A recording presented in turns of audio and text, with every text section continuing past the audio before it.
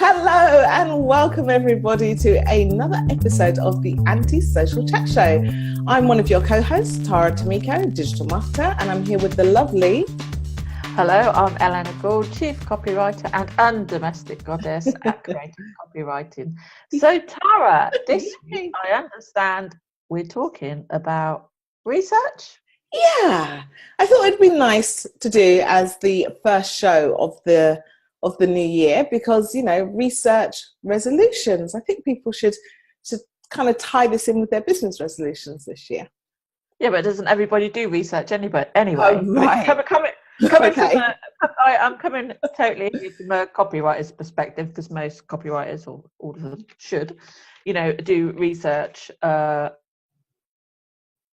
as part of when they're writing for clients. Obviously, they're researching target clients, but obviously you're talking about something different. Yes. No, I'm talking about like as a copywriter, how are you finding your clients? What research are you carrying out in order to find them? And that's the kind of research that I'm talking about. Well, that's funny you should say that because it's pretty much not too different from what you do for your clients because, you know, how I find my clients is the same way anybody finds their clients, and that's by doing research. And, you know, because if I want to find my ideal client, I'm not just going to, you know, set up shop and say, I'm a writer, because that would be a bit stupid, wouldn't it?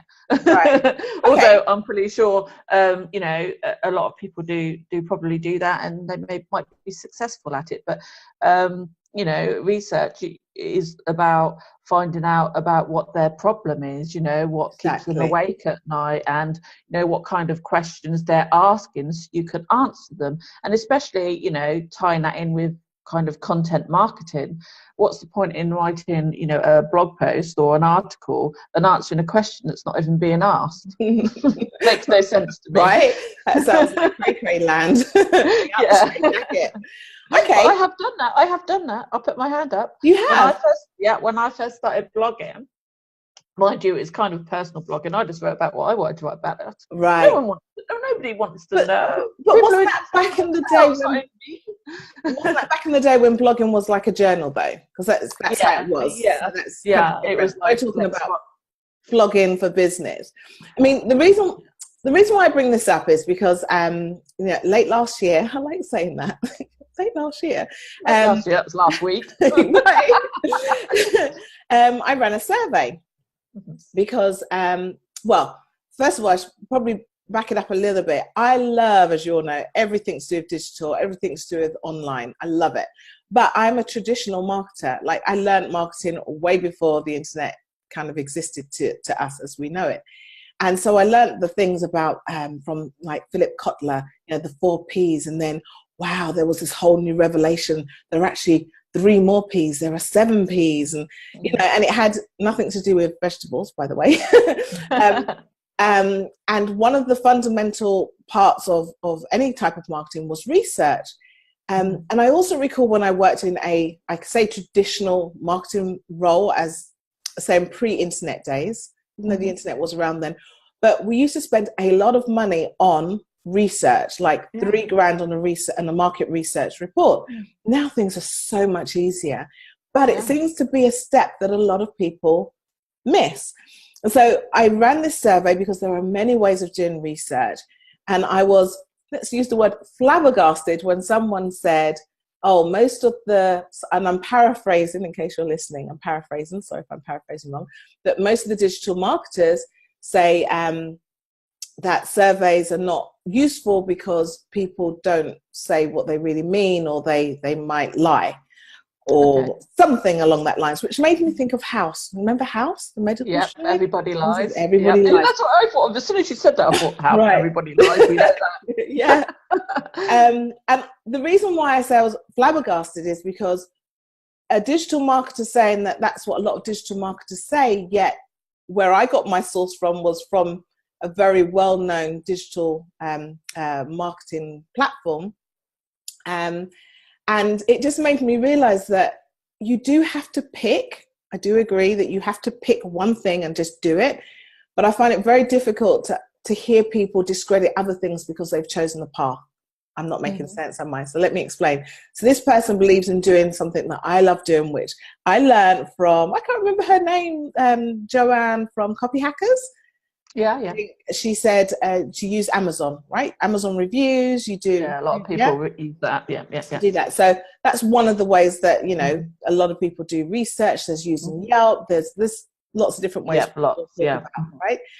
But the thing is that running a survey is a different way. And if you're running the survey to your target audience, if you're running the survey to your current clients, you're going to get some kind of feedback. It's no different from, you know, asking people for a testimonial. So are all those testimonials lies as well? Anyway, so the point being that, you know, I think not everything is going to work for everyone, but discrediting, you know, a survey, I think is not a very good idea. So I've just said a lot. I think there are discrepancies in surveys, and it's the same. Of course there are. But I mean, I guess it depends on volume. If you only ask 10 people and those 10 people are kind of people you know, what's the point?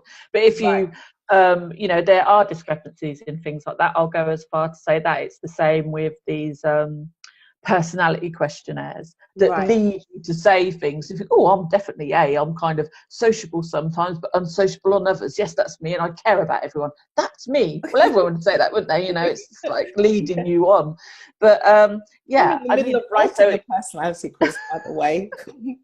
Also, it depends on how you structure that survey, like you say, if it's to your target audience and how you structure those questions. I mean, because you can actually lead people to say what you want them to say, but then what is the point in doing the survey? It's counterproductive, really, isn't it? My survey is very, very brief, and I've actually, one of the things that I like about the responses is the fact that their language is very different. And it reminded me of when I started really looking into copywriting back in 2016. And I remember having to write a piece about headphones. Okay, I don't have any language about headphones apart from me using them. I just want it to sound good and I don't want it to fall out of my ears. But when I went through Amazon reviews and read what people were saying, I'm like, oh my God, it's copy gold there, because I would never have thought to say it that way. So I actually see surveys as not being that different. Think about it. If you're going to take the stance that actually going online and research what people are saying in terms of leaving a review, right? How can you trust that? Somebody's had a bad day, they're going to leave a really bad review, which might not be reflective of the product, but more reflective. Not only that. Yeah, you bring up a really good point, actually, because not only that, if you're doing a survey and you can't see anybody else's answers and you're just answering honestly, which most people will. Right. However, if you're online and you're making a load of comments, you're going to be influenced, whether you like it or not, by that person, the person's above you comment. I see it all the time. Even I am, because I think, why am I using that turn of phrase? And I'll look a few comments up, because I've just read it. Yes. You know what I mean? And even I am. So, you know, you can't always, you know, you got to be, you know, think about these things, that they're really actually quite important, how you are influenced by others. Whereas if you're doing a survey and you can't see the answers, then it's more likely that you are going to be less influenced. We're always influenced. Right, of course. But I mean, at the end of the day, the results of any type of research you do should be looked at like together. It can't, you know, I don't think that you run a survey and you get, I don't know, say you sample 1,000 people. I know there's all these ways of working out the discrepancies and so forth. But even with all of that, from a business point of view, as a marketer or as a business owner, you just want to look at what people are complaining about and what they love. And that's really what my survey is what do you like the most about what you're doing in marketing? What do you not like the least in what you're doing with your marketing? And I've had a few people say things that just like makes sense to me, but I wouldn't have thought of it and I wouldn't have said it in that way. Then when I go and look at Amazon and see what small business owners are frustrated about when they read a book about how to do marketing, it kind of ties in. They think the book was light, like, oh, I knew all this already. I was expecting something more detailed kind of thing. Then there's a gap. isn't that the whole point of research, is to look for the gap? Yeah, So, absolutely. sticking to just one, methodology of creating research, I just don't think is a good idea. And I think, I really think that marketers need to be aware of the different ways of doing things, and maybe not discrediting, a certain way. If it's not for you, it's not for you. But, I agree, and keep on evolving that as well, because I've heard a lot of people do use Amazon, and then they'll be like, oh, that's all I'm using. It's it's ever changing, and some reviews on Amazon are obviously, I'm allowed to say the F word, fake anyway. A lot. You can spot those, can't you? Yeah. But there are lots of other ones, aren't there? There's Reddit, there's Quora, there's so many. You can ever go to LinkedIn, even see what they comment on there. Go anywhere, Facebook, anywhere online. I mean, it is like Reddit. Reddit is my favorite. Reddit is my favorite. Yeah. Because where do you go to research for your clients, for your exact clients? Do you use surveys in combination with Amazon and Reddit? Yeah, and I like Quora as well, but Quora is very much a platform where the more you write, the longer your response is, the better you do as the writer in terms of rankings. Sometimes I feel the answers are long-winded because of that. Because of that. So I like Reddit because there tends to be people that are, I've seen someone write about soaps. Like, I'm just trying to sell my soaps. Because anybody got any idea of the best way that I could sell it? And people are like, well, maybe you could sell it for dogs. Are they good for dogs? Yeah, I didn't think of that. But this is somebody who has got a real pain with a product that he has that he's trying to sell. And the words he's using, they're kind of helpful for me to understand, what's going on. If a client calls me tomorrow and says, hey, I sell soap, and I'm looking for ways, hey, I've done my research, I'm right there. So Reddit is one of my favorites, but I like to do a combination. I like words, and I'm really good at looking at patterns in words. So once I might not be a fantastic copywriter like you, bow down, but I'm really good at, getting an idea. You're really good at charming people. So I like to look at all, many different areas. And in fact, I've looked, something I learned recently, and I think this was from, I'm going to quote them, I think it was the digitalmarketer.com.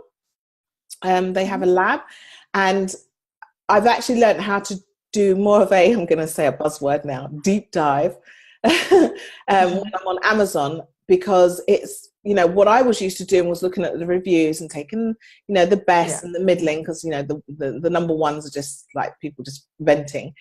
But they kind of explained how you can take the bestsellers, look at the table of contents, because the table of contents of a bestseller tends to show you what people might be having problems with, what are people's pain points. It's just another way.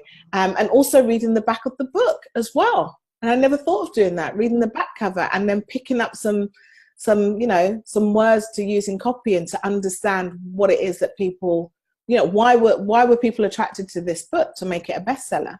So that's something new that I've learned. So I'm doing something a little bit different with Amazon, and I like that. And in combination with the responses from my survey, I'm like, I see why they charged so much money back in the day for market research. I recently did an Ask Me Anything on a site that's for, I think it's called AMA Feed. So really, you should go on there and you just set it up.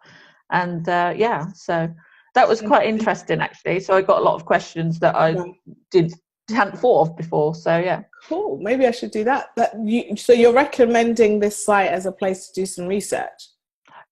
Because you can put the AMA about anything. It just gives you an idea of the kind of questions people are asking. I did it for my course. It was Ask Me Anything about email marketing, and some of the questions people asked, I thought, I'd never come at it from that angle. Right. You see what I mean? So that's always good feedback as well as doing good research on what your actual market wants the answers to. Yeah. Oh, I'll have to give that a go. I think everybody else should give it a go as well. And what was one of the questions, if you can recall? I'm not sure how long ago it was, but what was one of the questions that kind of made you stop and think instead of just going ahead and typing real fast? Well, you got me there. I think it was, it's a silly thing, but somebody said, do you have to actually go to school, do a course? Right. They say go to school because they're obviously American and they call it school. I Yeah, they do. Yeah. I was like, what? Uni, college. Yeah, uni or college or something, further education. And it seems like a silly thing, but I thought I'd never thought about that some people might think that the way in copywriting is to go a formal route, get a degree kind of education. I didn't even consider that, actually. So it was just a thing like that. And so it made me think, for people who are coming through that route, I'd be more aware of that going forward and how I can help people who are coming out of that route. Because, most people fall into copywriting. I don't know if, well, some people go straight into an agency and then are copywriters, but generally that's not as far as my experience the case now. Right. Especially not copywriting nowadays, because it's everywhere. Whereas before it was just like, like a journalist would go to journalism college and all that lot. A copywriter, there wasn't really anywhere you could go to learn it. It was on the job, really. I guess you'd be a salesperson, then a copywriter, but yeah. So. Well, cool.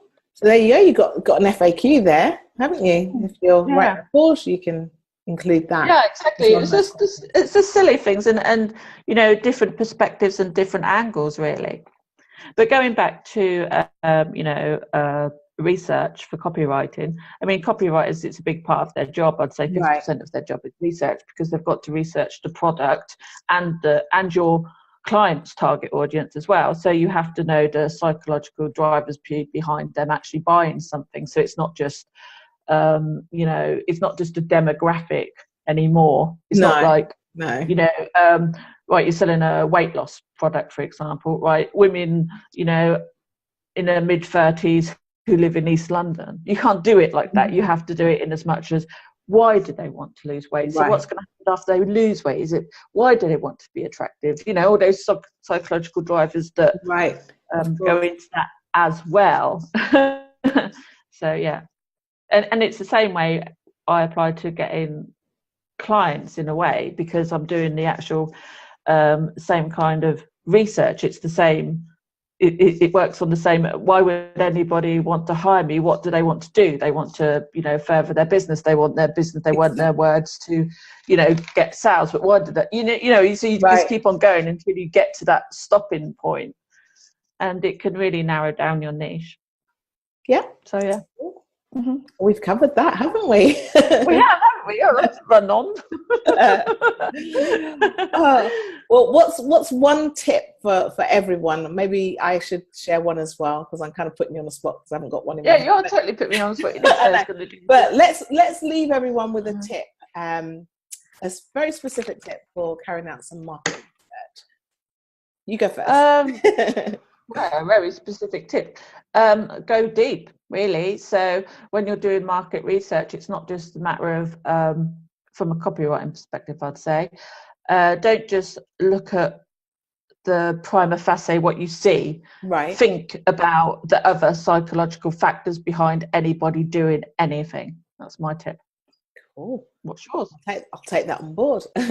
My tip would probably be to follow on from what I said before. When you go onto Amazon, maybe if you're looking at trying to find out things about your target audience, look at some of the books and read the back covers and the table of contents. So, for example, if you sell vacuum cleaners and you want to understand what people think about, cleaning their home and how difficult it is, find those books that talk about that. Maybe it's House Cleaning 101, I don't know. And then just read the table of contents and read the back of the book, and you'll be surprised at how many times a light bulb will go off in your head with some ideas. And I'll just follow on from that. From a copywriting perspective, once you've found all that, ask yourself, why do those people want their house clean? Oh, psychological thing there. I don't really care, but I think people that come to visit me care. So, well, there you go. So you care about what your visitors think. Yeah. Why do you care about what your visitors? So we could go on, So because I don't want them to fall on the floor from all the dust and break their leg. That's what. No, okay. Let's stop. Let's stop. This is getting silly now. I like this. We should play a game next time. Let's do one where we do this kind of ongoing thing until we get to the answer, the core psychological drivers why anybody does anything. It's been a great show with you today, Eleanor. Likewise, good to hear all your research tips. I think, like you say, it's something that people can have either fixed views about, or some people don't do. Oh well, I think that's it now for today.